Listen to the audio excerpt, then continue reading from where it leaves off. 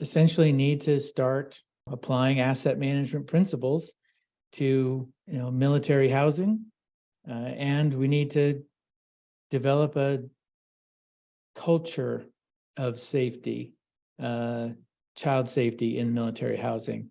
And those kind of cultural things people don't often think about as asset management, unless they're familiar with ISO 55000.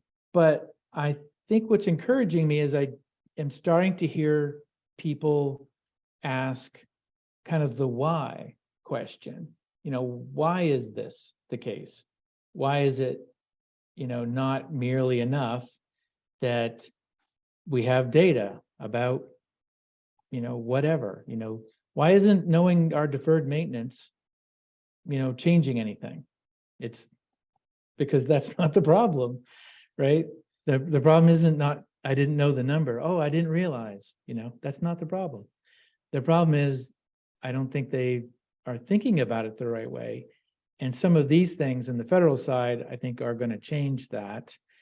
And even on the state, local government level, we've got a project coming up with Salt Lake City, Utah, that is, in the last 20, 30 years, a very standard condition assessment, capital planning kind of activity, but they built in some things to provide some room in the contract to actually have an asset management conversation, because like every major city or every state practically, they've done this. Like, we did our condition assessments. This is our third round of those. Like, we know what the numbers are. It's not changing anything.